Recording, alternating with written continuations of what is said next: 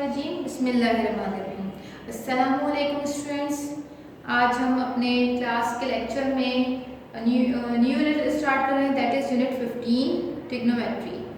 ठीक है, trigonometry, the word trigonometry means measurement of triangle. Trigonometry is an important branch of mathematics. ठीक है, trigonometry जो हमारे पास मैथमेटिक्स की एक ब्रांच है जिसमें हम ट्राइंगल की मेजरमेंट के बारे में पढ़ेंगे। अब ट्राइंगल हमारे पास, आपको पता है कि ट्राइंगल्स की आपको पीछे आपको पढ़ चुके हैं कि ट्राइंगल हमारे पास 3 तरह के होते हैं। कौन कौन से होते हैं हमारे पास? एक तो अकॉर्डिंग टू साइड्स होते हैं और अकॉर्डिंग टू एंगल्स।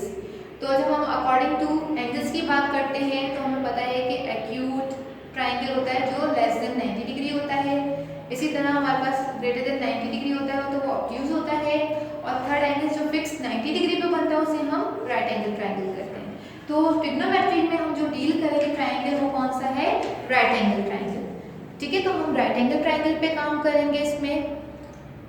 और आपको ये भी पता है कि in triangle we know that 6 elements.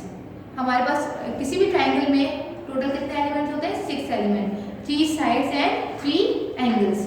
तो इसी तरह राइट एंगल ट्राइंगल में भी हमारे पास टोटल कितने एलिमेंट्स होंगे? 6, 3 sides and 3 angles. Now students, आप देख सकते हैं यहाँ पे एक आपको राइट एंगल ट्राइंगल ड्रॉ हुआ नजर आ रहा है। आपको पता है कि राइट एंगल ट्राइंगल क्यों कहला रहा है? यहाँ पे जो एक, अच्छा ये ट्राइंगल का नाम क्या है? ACB। सबसे पहले आपको ट्राइंगल का नाम पता होना चाहिए, ACB। अब ACB मैं क्यों कह रही हूँ? क्योंकि यहाँ पे मेरे पास ये जो एंगल है वो 90 डिग्री का ऑलरेडी पता है कि राइट एंगल ट्राइंगल हमें एक 90 डिग्री का एंगल फिक्स होता है राइट एंगल ट्राइंगल, तो वो C पर है। तो इसलिए मैंने इसका नाम क्या लिया है? ACB। क्लियर है स्टूडेंट यहाँ पर? अब आप देख सकते हैं यहाँ पर इन राइट एंगल ट्राइंगल में, इसको राइट एंगल ट्राइंगल क्यों कहते हैं? क्योंकि C पे हमें पता है कि ये 90 डिग्री का एंगल बना रहा है। ठीक है, अब आप यहाँ पे देख सकते हैं कुछ चीजें भी आपको नजर आ रही है साइड्स पर। ठीक है, और एंगल भी एक नजर आ रहा है जो यहाँ पर क्या है? एंगल ए पे थीटा। जो ये शेप आपको नजर आ रही है इसको हम क्या कहते हैं? That is called theta. Theta is a Greek letter. ठीक, ये आपके पास एमसीक्यूज में भी आता है कि हमारे पास जो थीटा है वो कौन सा लेटर है? तो that is called Greek letter. अब इसमें भी हमारे पास कुछ ब्लैंक्स एमसीक्यूज के तौर पे आती हैं, तो आप लोगों को इसके बारे में पता होना चाहिए। पहली बात तो ये कि ट्राइंगल के जो हमारे पास एंगल है उसके नाम हम कैपिटल लेटर से डिनोट करते हैं और जो साइड्स हैं वो स्मॉल लेटर से डिनोट होती है। तो angle A, angle C capital से नजर आ रहे हैं आपको, और साइड्स देखें। अब साइड्स का नाम हमेशा कैसे देंगे? हम अपोजिट टू एंगल देंगे। अब इसकी अपोजिट साइड कौन सी? ये वाली है, BC वाली जो, ठीक है, साइड है ना हमारे पास मेजरमेंट BC, लेकिन आपको यहाँ पे स्मॉल a भी नजर आ रहा है लिखा हुआ, तो हम अपोजिट टू एंगल उसको स्मॉल लेटर से डिनोट करते हैं। यहाँ पे कैपिटल A है तो उसके अपोजिट साइड को हम किससे डिनोट करेंगे? स्मॉल a से। तो जब स्मॉल a लिखा हुआ नजर आएगा तो हम उसको साइड से पहचानेंगे। जब कैपिटल A और एंगल का सिंबल बना हुआ हो तो आपको पता होगा एंगल A से डिनोट हो रहा है, ये एंगल का सिंबल है। ठीक है, जब स्मॉल a लिखा हुआ आएगा तो आप पहचानेंगे साइड है। इसी तरह देखें ये एंगल C है जो 90 डिग्री पर है, परपेंडिकुलर है, तो उसकी अपोजिट साइड किससे डिनोट है? स्मॉल c से। ठीक है स्टूडेंट्स, इसी तरह एंगल B है हमारे पास यहाँ पर। अब इसके अपोजिट क्या है? Side small b। That is clear? ठीक है, दो तरीके से आप साइड्स को डिनोट कर सकते हैं, स्मॉल b भी कह सकते हैं आप इसको, इस वाली साइड को, और मेजरमेंट AC भी कह सकते हैं। ठीक है, मेजरमेंट AC और स्मॉल b बात एक ही है। इसी तरह measurement BC small a। Clear है? अब मेजरमेंट AB पे क्या है? Small c। डन। अब आप इधर देखें हमारे पास कुछ साइड्स पे नाम भी लिखे हुए हैं। अब वो किस तरीके से लिखे हुए हैं? अब वो हम जो देखेंगे वो हमारा टॉपिक है वो क्या है उसके अकॉर्डिंग बताऊंगी मैं आपको। Trigonometric ratios of acute angles. पहली बात तो रेशियो, तो हम अपनी डेफिनेशन रेशियो की रिकॉल कर लेते हैं कि रेशियो क्या होता है?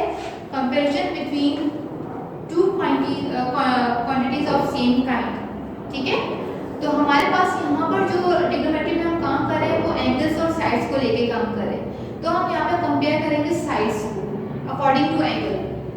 तो वो आपके यहाँ पे देखिए बोर्ड पे भी कुछ नाम नजर आ रहे हैं, अभी इसको हम बाद में डिस्कस करते हैं, पहले हेडिंग को डिस्कस कर लेते हैं। ठीक है, ट्रिग्नोमेट्री का मतलब मैंने आपको बता दिया था कि ट्राइंगल के बारे में मेजरमेंट को डिस्कस करना, रेशियोज की डेफिनेशन को मैंने आपको एक दफा रिपीट कर दिया, और एक्यूट एंगल क्या होते हैं। एक्यूट एंगल आपको पता है कि हमारे पास ये तो एक 90 डिग्री, टोटल जो सम ऑफ एंगल ऑफ ट्राइंगल होता है वो क्या होता है 180 डिग्री होता है। एक एंगल तो फिक्स है 90 डिग्री, बाकी जो रिमेनिंग एंगल है वो हमेशा एक्यूट होंगे।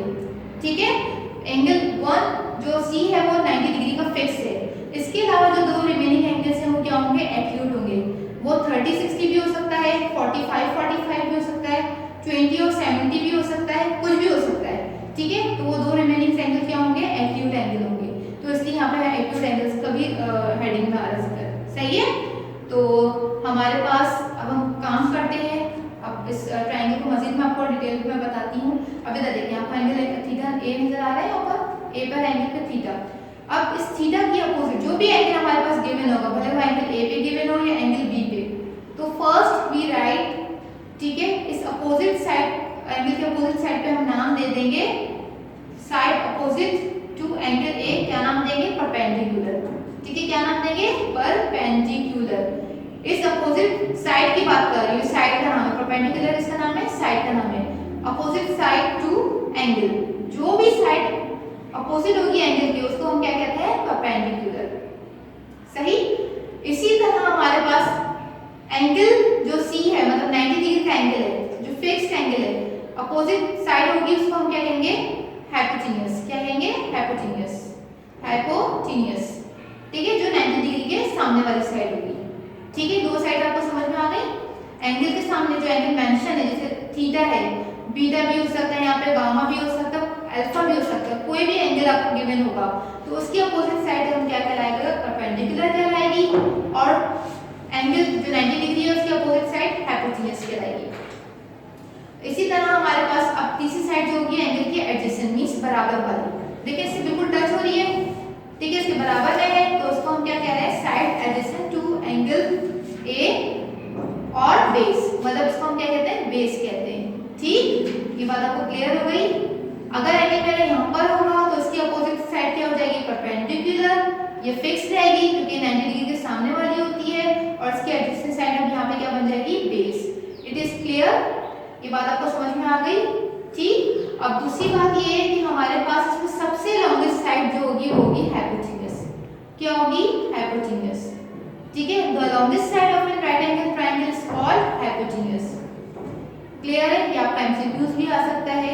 जब आप मेजरमेंट करेंगे जो भी आप निकालेंगे आगे सवाल सॉल्व करेंगे तो आप देखिएगा सबसे लॉन्गेस्ट साइड जो होगी वो हाइपोटेन्यूज होगी, क्योंकि हमारे पास जो 90 डिग्री एंगल भी बड़ा है तो उसकी अपोजिट साइड्स भी बड़ी होगी, बाकी दो एंगल्स एक्यूट होंगे तो उसकी साइड भी छोटी होंगी। ये बात क्लियर हो गई कि लॉन्गेस्ट साइड क्यों हो रही है, क्योंकि एंगल जो 90 डिग्री है वो इन तीनों में बड़ा होगा इन राइट एंगल ट्रायंगल, तो इसलिए इसकी अपोजिट साइड भी बड़ी होगी। It is clear. ठीक है, आपको ये हेडिंग को मतलब समझ में आ गई। Trigonometric ratios of acute angle. अब रेशियोज में हम क्या करेंगे कंपेयर करेंगे साइड्स को अकॉर्डिंग टू एंगल। ठीक है, तो पहला आपके पास जो रेशियो है वो है साइन का, साइन थीटा। ठीक है, आपको थीटा यहाँ पे लिखा हुआ नजर आ रहा है, तो हम इसका रिलेशनशिप पढ़ते हैं अकॉर्डिंग टू साइड। अब फिगर देख लेते हैं, यहाँ पे लिखा हुआ है परपेंडिकुलर अपॉन हाइपोटेन्यूज। ठीक है, परपेंडिकुलर ये आपको याद करना है कि हमारे पास परपेंडिकुलर क्या होता है। परपेंडिकुलर मैं आपको बता चुकी हूँ अपोजिट साइड टू एंगल। ठीक है, परपेंडिकुलर क्या होती है अपोजिट साइड होती है एंगल की, और हाइपोटेन्यूज क्या होती है फिक्स होती है जो 90 डिग्री की अपोजिट साइड होती है। देखिए इसका आगे डिटेल में भी लिखा हुआ है। ठीक है, आप फिगर की तरफ एक दफा जाते हैं।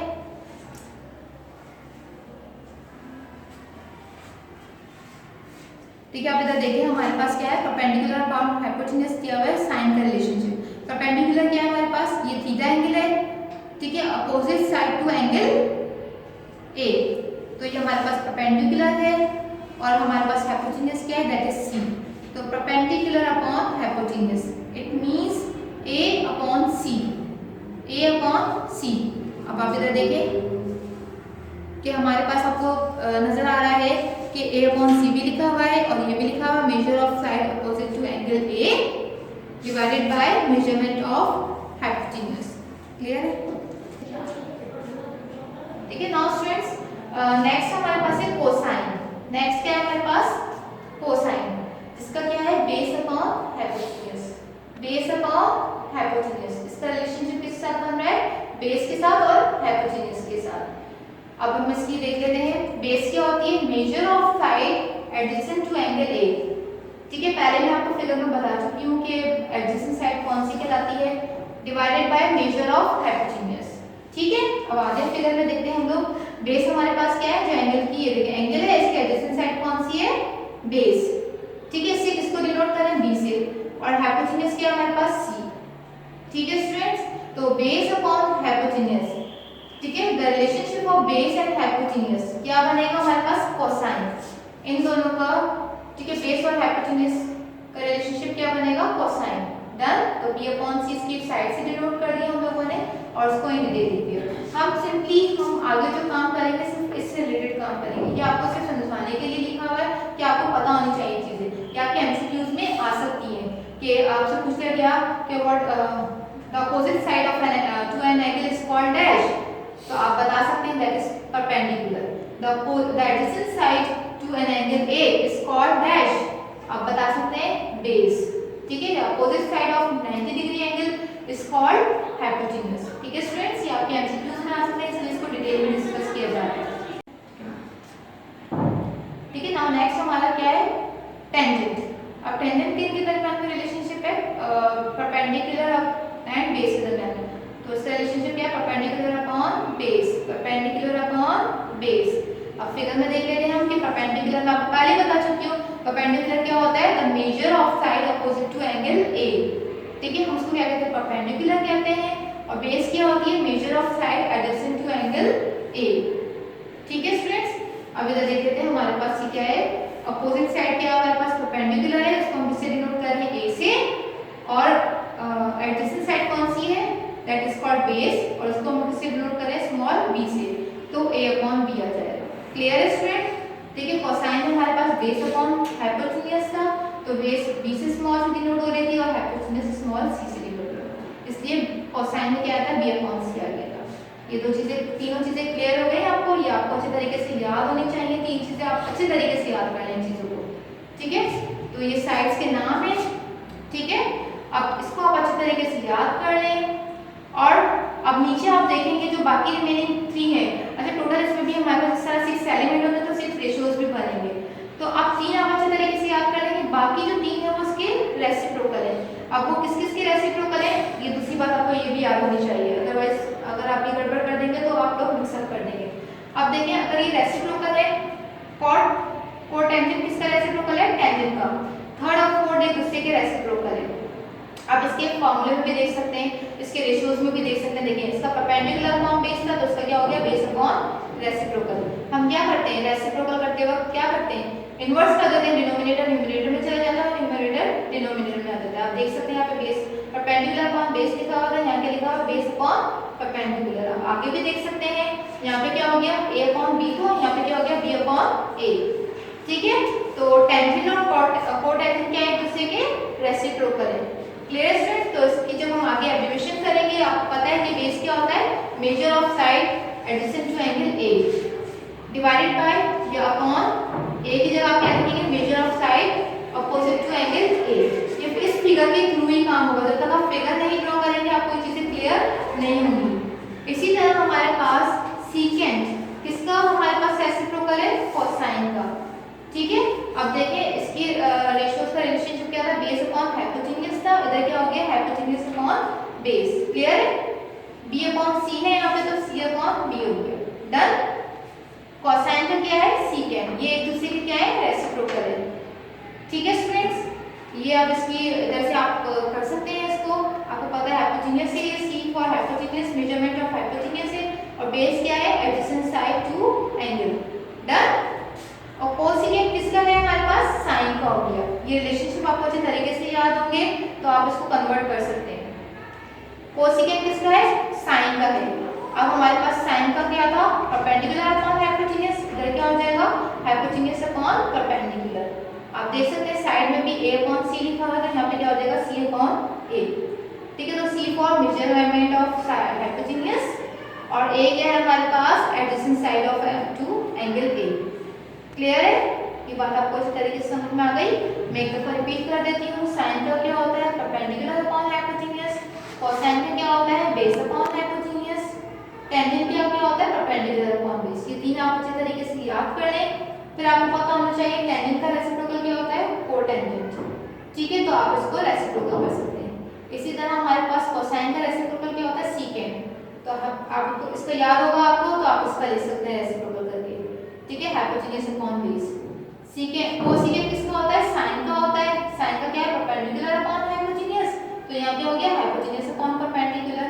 It is clear. ये आपको रेसिप्रोकल हम मजीद आगे डिस्कस करेंगे अपने नेक्स्ट लेक्चर में, लेकिन ये रेशियोज आप लोग याद करके आइएगा। ये आपका जो आज का टॉपिक है कि आपको रेशियोज को फिगर के अकॉर्डिंग आप लोगों ने याद करना है। इस फिगर के अकॉर्डिंग आप याद करेंगे अच्छी तरीके से, ताकि ये आपके आगे नेक्स्ट सेक्शन में हेल्पफुल रहेगा। ये आपके पास स्टार्टिंग है और इसमें ये चीज़ आपको पता होनी चाहिए। ये सारे पॉइंट्स आपने याद करने हैं यहाँ से लेके यहाँ तक, ठीक है। अब आपको, ठीक है, मैं रिवाइज भी कर चुकी हूँ, ठीक है। कोई चीज़ आपको लेक्चर में समझ में नहीं आया तो वीडियो दोबारा देखिएगा, ठीक है स्टूडेंट्स। ये आपका लेक्चर था, आई होप आपको समझ में आ गया होगा। हमारे